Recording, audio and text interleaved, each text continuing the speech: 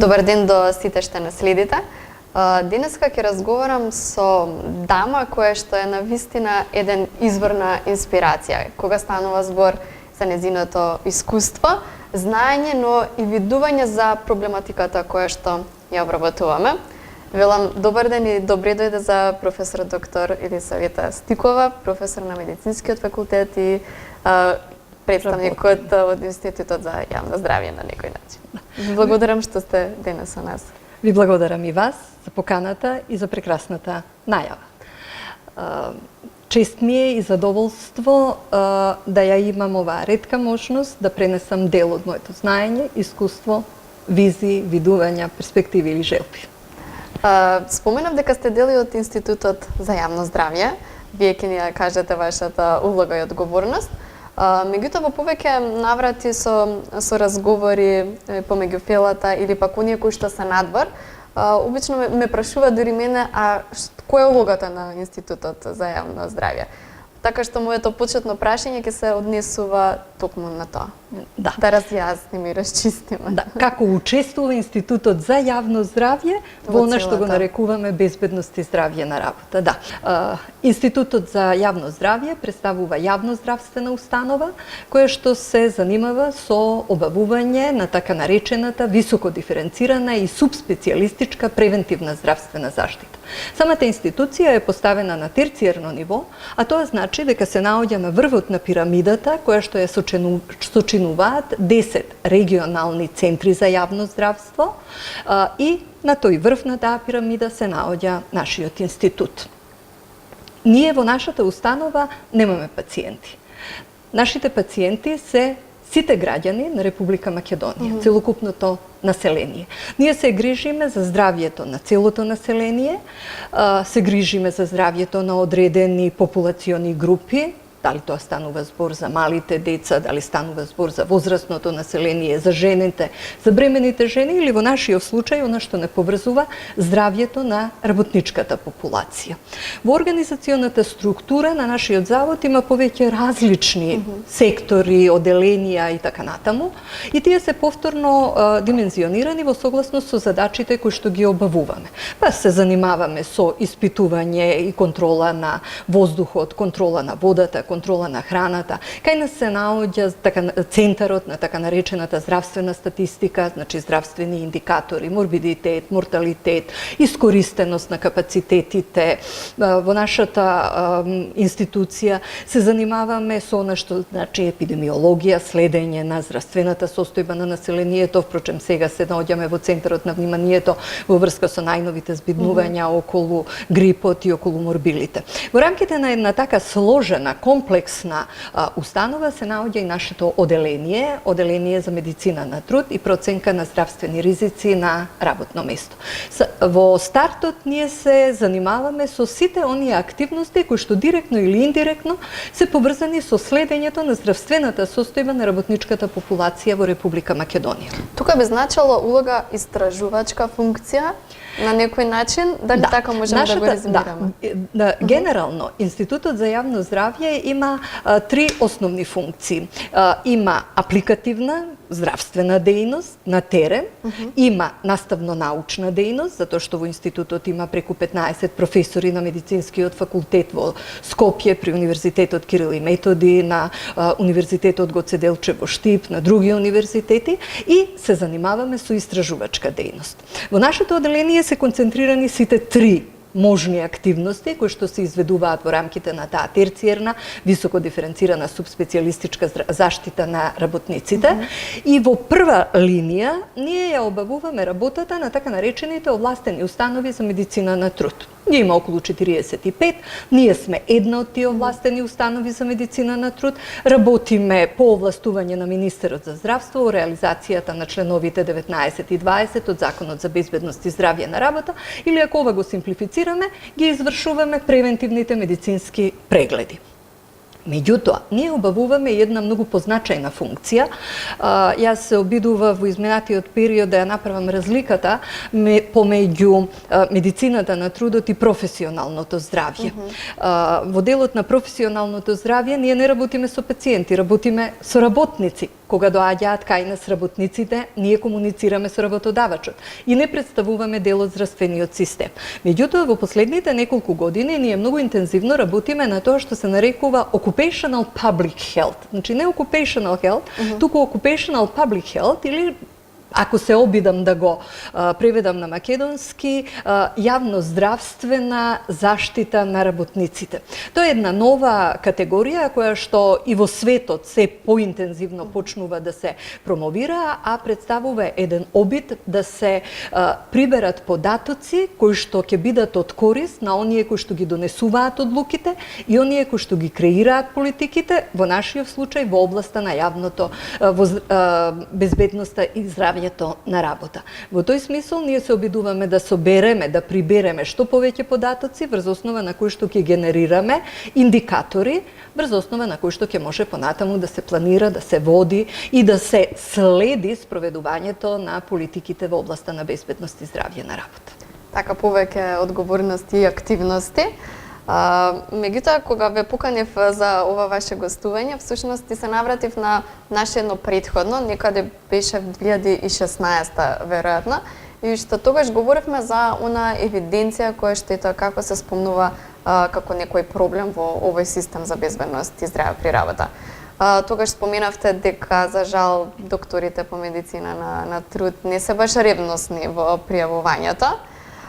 И тука се пошалевме дека после неколку месеци и темата на Меѓународната организација на трудот токму беше проблем со евиденција. Така што тоа не станува збор само кај нас, туку и пошироко на европско ниво. Дали има промени после неколку години од тоа наше интервју? Да. Промени секако има, и тоа има позитивни промени. Меѓутоа, жал ми е што не можам да кажам дека проблемите ги решивме и дека веќе немаме проблем во таа област и дека располагаме со релевантна и точна евиденција во областа на безбедноста и здравјето на работа.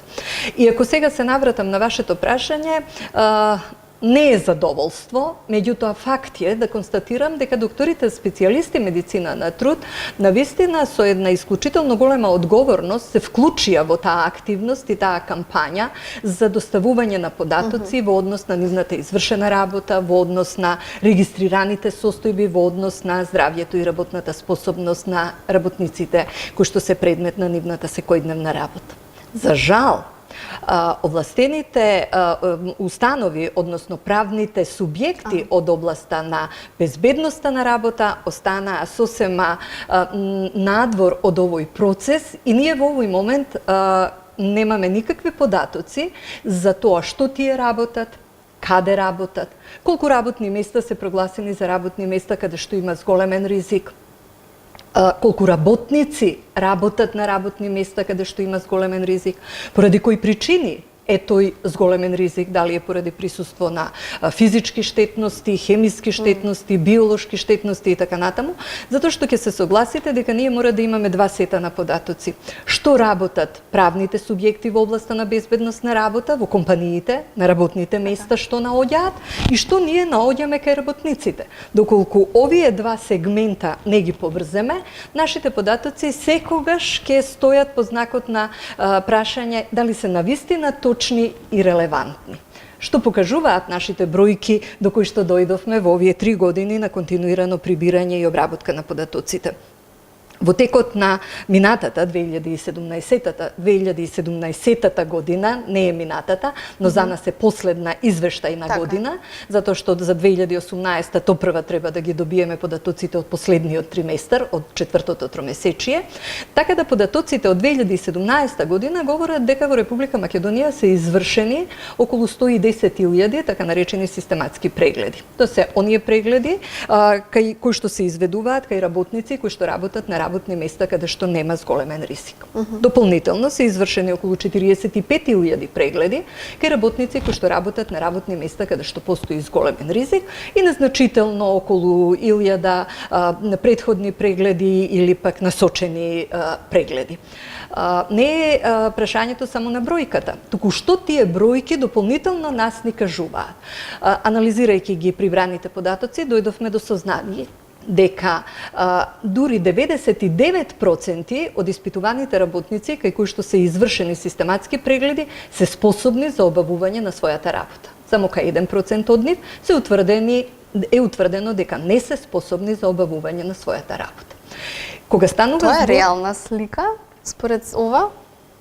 Веројатно да, затоа што би можело да биде тема на една друга дискусија, зошто во најголем број на случаи работниците ги оценуваме дека се способни за обавување на својата работа. Значи тоа е процент кој што говори за работоспособноста. Меѓутоа, кога станува збор за здравствената состојба, кај истите тие 110.000 работници кои што сме ги испитувале, утврдено е дека кај 50% од нив постојат отстапување од здравствената состојба, од нормалната здравствена состојба.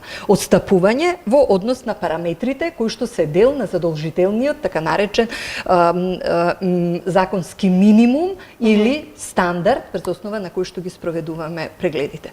50% значи дека секој втор работник кој што работи на работно место каде што нема зголемен ризик има некакви здравствени проблеми. Сериозни, помалку сериозни, и затоа јас би ги нарекла дека се отстапувања од нормалната здравствена состојба. Затоа што ние, како доктори специјалисти медицина на труд, во рамките на овие наши обврски и одговорности кои што ги работиме, немаме увид во здравствената состојба. Ние го упатуваме докторот до дикајматичниот доктор и тој треба да утврди дали постои болест, за каква болест станува збор. Ние утврдуваме само отстапување од стандардниот сет на прегледи кои што треба да ги направиме, лабораториски, клинички, спирометрија, ЕКГ и така натаму. Бројките се за нијанса различни кога станува збор за работниците кои што работат на работни места каде што постои зголемен ризик, и тие разлики се нормални и очекувани. Кај нив во однос на работоспособноста се гледа, или бројките покажуваат, дека само 3% од нив не се способни за обавување на нивната работа. Но кога станува збор за проценка на нивната здравствена состојба, тогаш процентот од 50 нараснува на 75%, што значи дека повеќе од 2/3 од работниците кои што работат на работни места каде што постои зголемен ризик, кај нив се утврдуваат отстапувања од нормалната здравствена состојба. Дополнително анализирајќи ги податоците, се обидовме да видиме кои се тие ризични работни места на кои што работниците работат, кои се тие штетности, и видовме дека во 40% станува збор за работници кои што се изложени на физички штетности, најчесто на бучава. Исто толков процент на работници се изложени на неповолни микроклиматски услови и исто толков процент се изложени на хемиски штетности. Собирајќи ги повторно бројките во тој наш аналитички пристап, дојдовме до податок дека секој работник кој што работи на ризични работни места, каде што постои зголемен ризик за заболување и повредување, во просек е изложен на 2,5 штетности во текот на своето работење, затоа што знаете дека во практиката ретко се наоѓа еден работник да е изложен само на една штетност. Нашиот просек покажува дека се во прашање 2,5 штетности на кои што е изложен секој работник. Дополнително за следење, оценка, евалуација на целокупните состојби во областа на безбедност и здравје на работа, нашите податоци ни дадоа за право да заклучиме дека опфатот со превентивни прегледи изнесува нешто повеќе од 20%. Само околу 20 до 22% од работниците ја користат оваа можност, или работодавачот ја исполнува својата обврска да ги упати работниците на превентивни медицински прегледи, што ќе се согласите дека е доста мал и низок процент на опфат. Каде е проблемот според вас, или како да се промени? Ние како здружение работиме и на свеста, и кај работодавачите, и кај работниците. Меѓутоа, веројатно требаат и некои дополнителни механизми. Од ваш агол говорам. Ако мене ме прашате како практичар, како човек кој што со години работи во оваа област, јас за еден час би ви ги дала решенијата. Мора да се донесе одлука, да се направи ова, да се направи ова, да се направи ова. И мене ми се чини дека за некои десетина дена со измена, секако со измена на одредени подзаконски акти, ние би можеле значително да ја подобриме состојбата и во сферата на прибирање и обработка на податоците во делот на медицината на трудот и кај правните субјекти кои што се овластени за работа во областа на безбедност на работа и кај работодавачите. Меѓутоа, работите во практика не одат толку лесно. Потребни се системски решенија. Потребно е ангажирање на исклучително моќен апарат кој што почнува од работодавачите, па преку нивните форми на здружување, синдикати, комори, понатаму преку професионалните организации, се додека да дојде до структурата на министерствата и владата. И сите тие кои што се вклучени во овој голем синџир на обврски и одговорности, најнапред треба да ги мотивираш, најнапред треба да ги убедиш дека безбедноста и здравјето на работа е профит, не е трошок. За сега работодавачите оваа работа ја гледаат само како трошок, како обврска која што не им носи бенефит. Ние треба и повеќе да работиме да го препознаат бенефитот, но и да ги убедиме дека само здрав работник на здраво работно место може да биде вистински продуктивен. Тоа треба да го направиме на сите нивоа и веројатно е најтешко кога ќе дојде на ниво на стручните служби во министерствата, кога треба да ги убедиш дека треба да се направат одредени измени, затоа што и тоа повторно да се пренесе на првиот човек, на министерот, во овој случај министерката, и тоа да се пренесе на ниво на влада, на собрание, и тоа е еден многу комплексен механизам кој што не можеме да очекуваме дека ќе се случува преку ноќ. Но сите заедно, честитки за вашиот ангажман во делот на подигање на свеста кај работниците, кај работодавачите, кај владата, вие тоа исклучително успешно го работите. Меѓутоа, сите заедно во сегментот на своите професионалности треба да работиме на ист начин, здружено, за да може да очекуваме нешто што ќе значи подобрување на состојбите на долги патеки. Безбедноста и здравјето бара многу пари, бара многу знаење, бара многу искуство, бара многу посветеност, за да може на крај да дојдеме до вистинските резултати. Жал ми е што мојата лична констатација е дека ние во последните неколку години заостануваме со тој прогрес. Од 2007 година, кога се донесе Законот за безбедност и здравје на работа, направивме еден силен подем во различни сегменти. Меѓутоа, сега повеќе или помалку како да тапкаме во тој процес и мислам дека не дојдено време за нови идеи, нови ангажмани, нови активности, затоа што јас 40 години од својот работен век ги посветив на подобрување на здравствената состојба на работниците, работејќи на работните места меѓу работничката популација, и навистина сакам да видам дека ангажманите не само мои, туку на многу други професионалци во оваа област реално вродија со плод. А тоа значи подобрување на здравствената состојба, подобрување на работната способност на работниците, намалување на повредите на работа, во овој момент воспоставување на евиденција за професионалните болести, иако и состојбите во делот на повредите на работа се повеќе или помалку слични. И се надевам дека час поскоро тоа ќе го направиме и ќе го постигнеме. Долг е тој процес, како што велите. Меѓутоа, она што и вие успешно го правите е пренесување на вашето знаење, односно на она едукација. Споменав дека сте извор на инспирација за многу студенти, па ме интересира чисто што е на што најчесто им го пренесувате на вашите студенти, како идни луѓе кои што ќе работат во оваа област?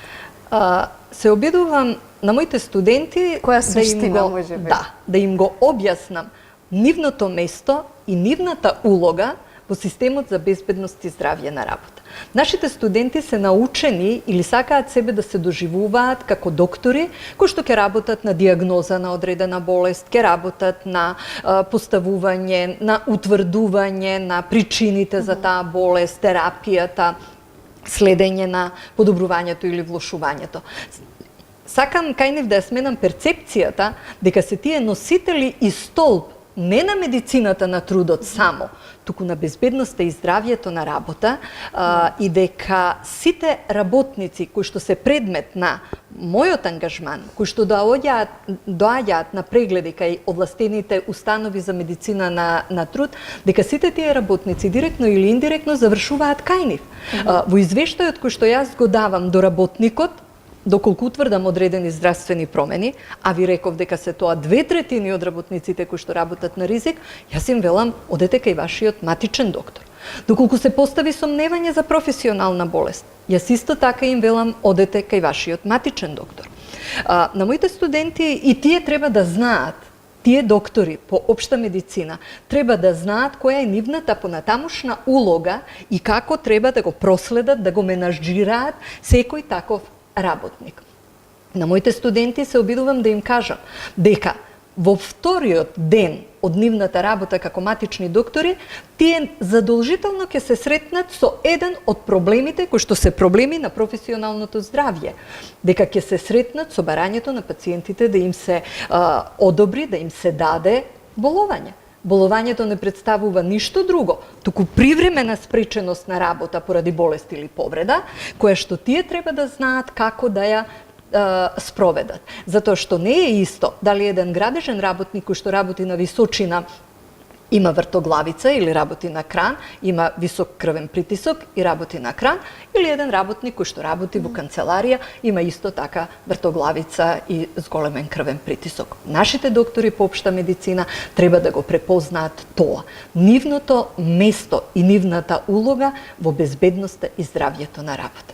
Диагнозата на болестите тие ја учат и од нас, ја учат и од многу други професори на медицинскиот факултет и во тоа се извонредно вешти и обучени. Меѓутоа, ова е еден за нив токму тоа што велите, пристапот кон безбедноста и здравјето на работа. Секогаш да се запрашаат што работи овој работник и какви капацитети и перформанси треба да има во однос на нивните или неговите психофизиолошки функции, за да може да ја обавува успешно работата, таа работа да нема негативно влијание врз нивното здравје на тие професионално изложени работници и што е најважно, тие професионални работници со нивните психофизиолошки перформанси да не представуваат ризик за здравјето и безбедноста на другите учесници во процесот на трудот.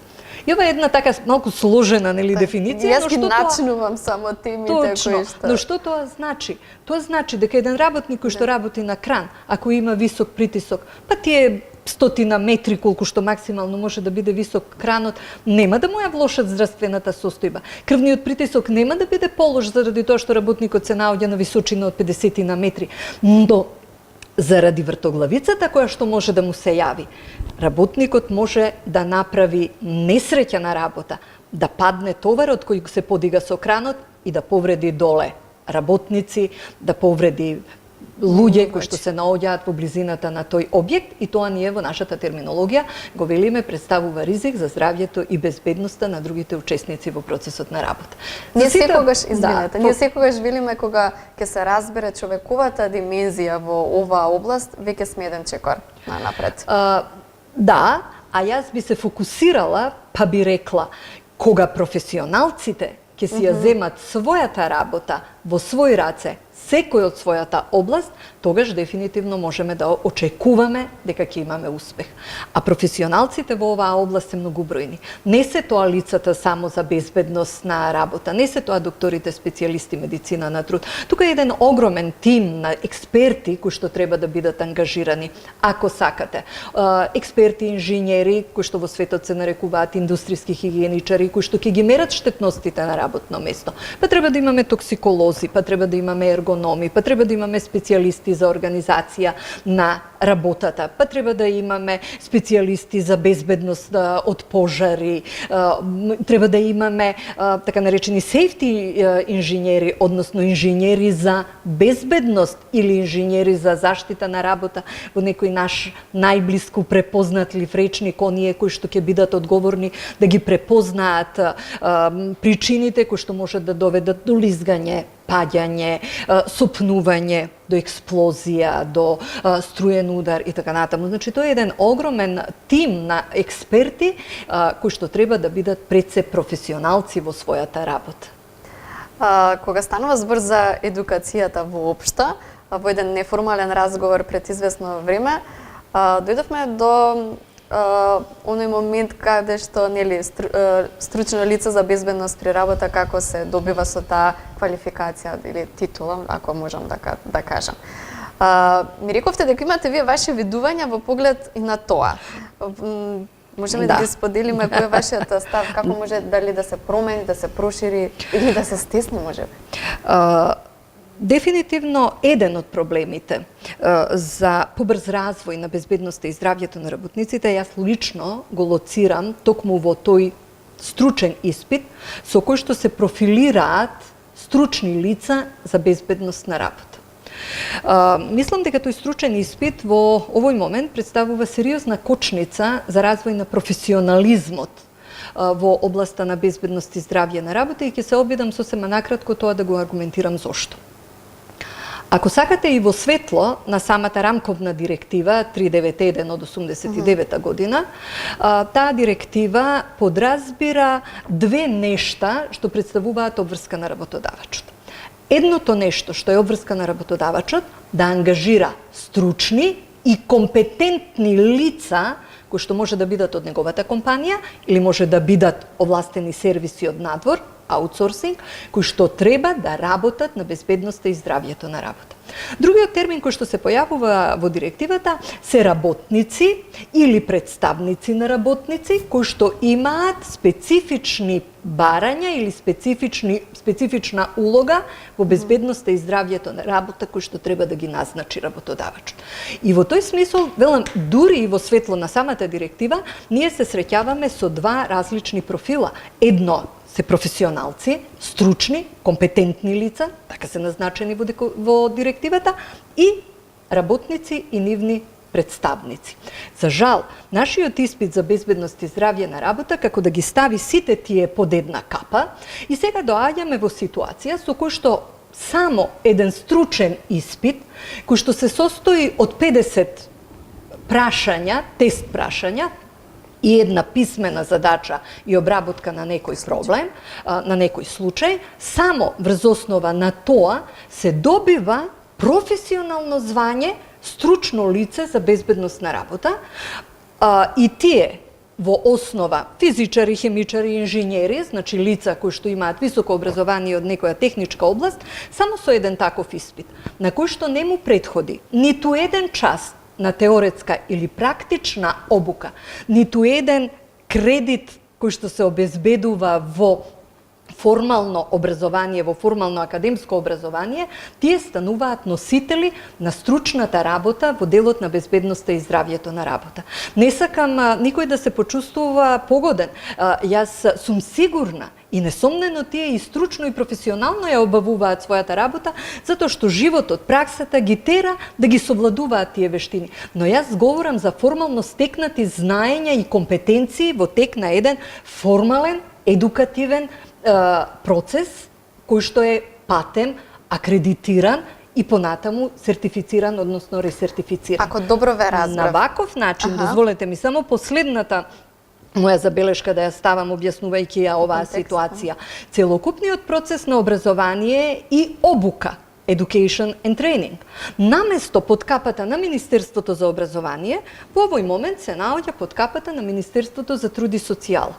И се создаваат професионални и компетентни лица на кои што им се даваат тие функции, затоа што 3 такви стручни лица се здружуваат и прават овластен правен субјект за безбедност на работа кој што е носител на стручноста и компетентноста во компаниите. Ке се согласите дека тука нешто недостасува, дотолку повеќе што искуството во земјите на Европската унија, искуствата во Соединетите Американски држави, 2016 година посебно ги изучував искуствата во Канада за време на мојот ангажман како визитинг професор на МcGill универзитетот.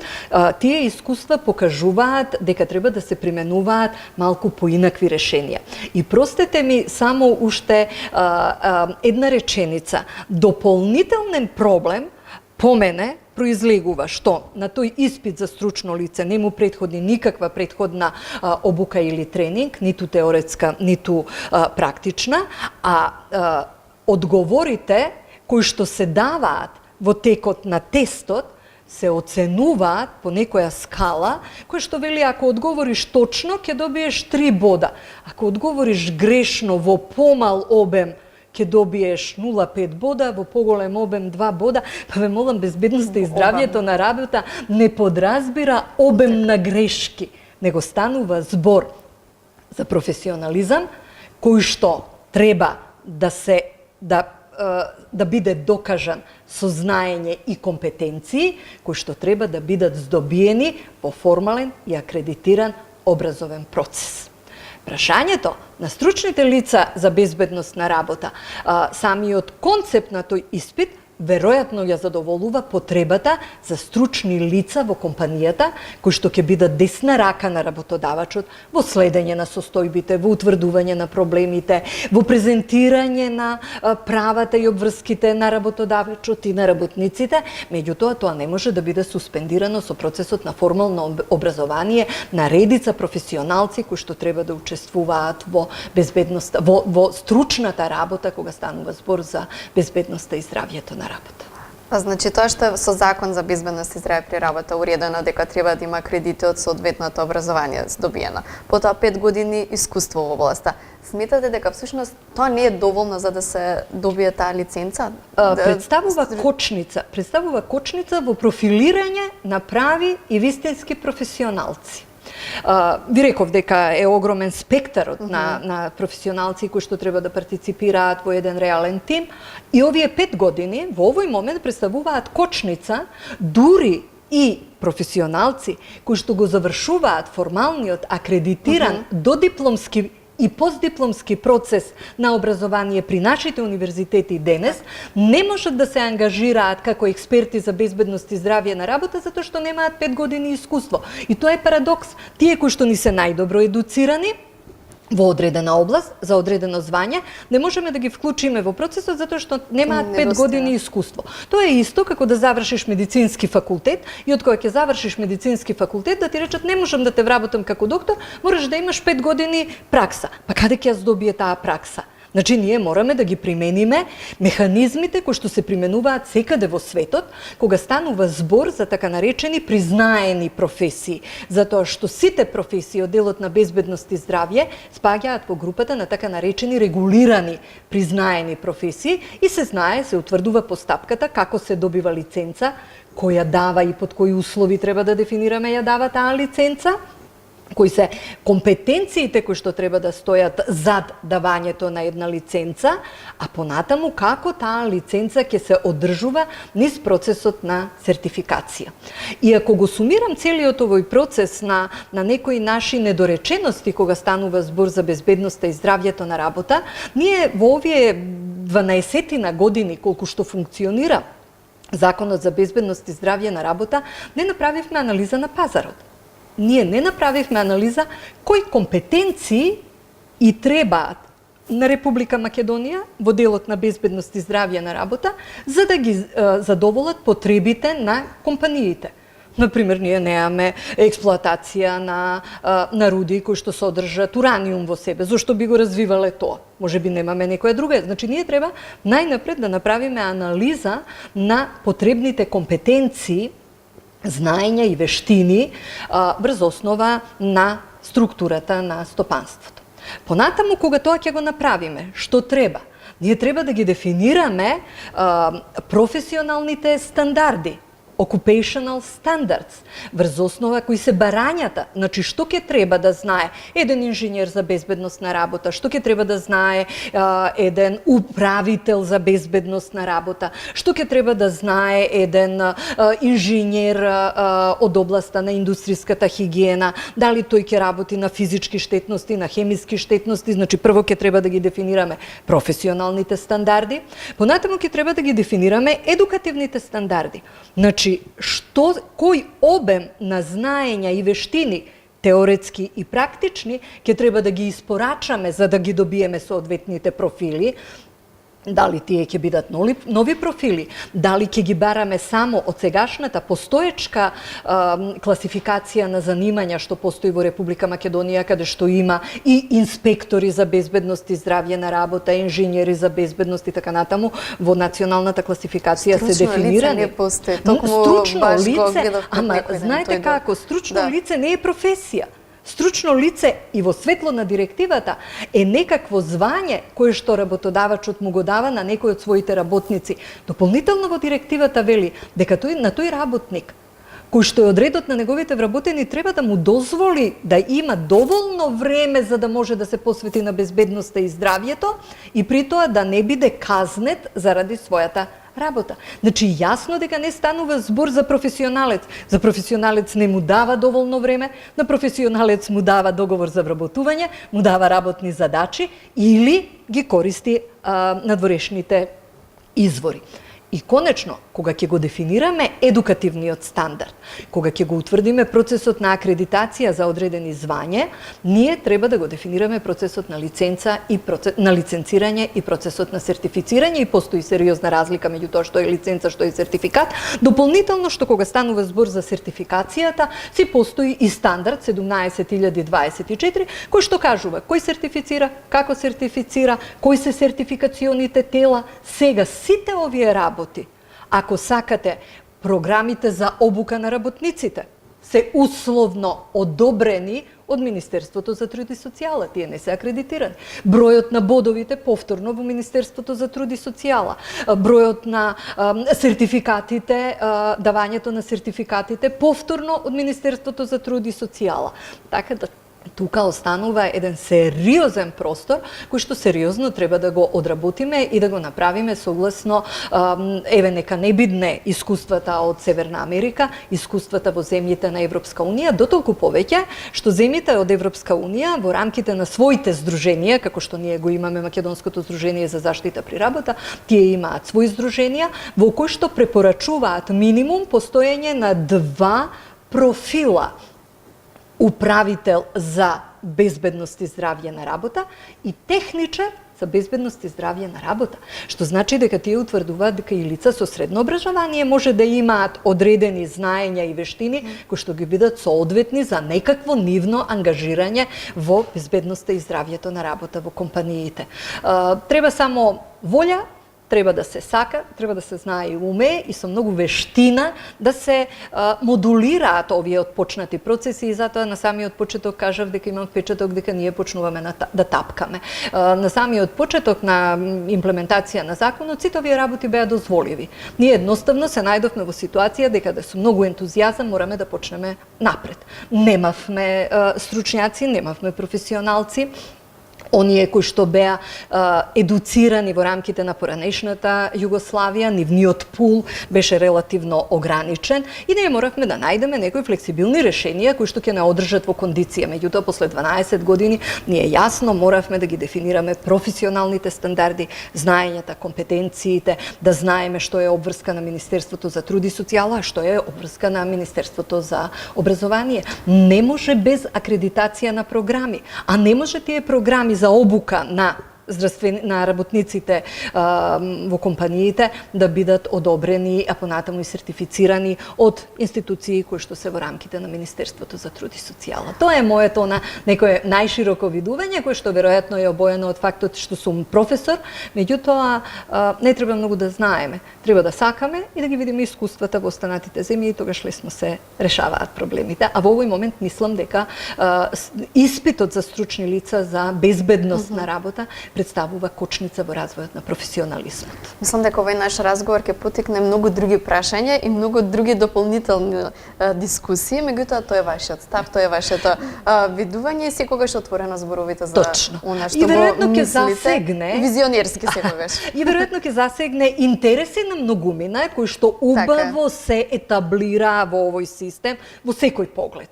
Ако сакате од аспект на некаква позиција, од аспект на финансиски бенефити, од аспект на суета и така натаму, многумина тука убаво се позициониравме во овој систем, меѓутоа ако го видиме излезниот ефект или излизниот индикатор, затоа што јас и минатиот пат ви кажав, имаме индикатори за изводливост, колку сме сработиле и индикатори за успешност. Ако е колку сме сработиле, многу сме сработиле. Некаде околу помалку од 700 стручни лица за безбедност на работа го имаат положено овој испит. Некаде околу 50 на луѓе имаат завршено додипломски или постдипломски студии, најчесто од областа на управување со безбедност и здравје на работа, менеджментот, нели? Така да е тоа навистина еден сериозен пул на луѓе кои што во минатиот период се создадоа, меѓутоа ние треба да најдеме начин како да одиме понапред, при тоа никој да не ги изгуби своите позиции, меѓутоа тие да бидат силно втемелени, базирани пред се на знаење, компетенции, вештини, умења и пред се да донесат ефекти, видливи ефекти во заштита и унапредување на здравјето на работниците, затоа што велам, индикаторите за изводливост се добри, ама индикаторите за успешност или ги немаме, или не покажуваат таков прогрес. Останува да видиме, веројатно, времето само ќе си покаже и новите предизвици кои што стојат пред нас.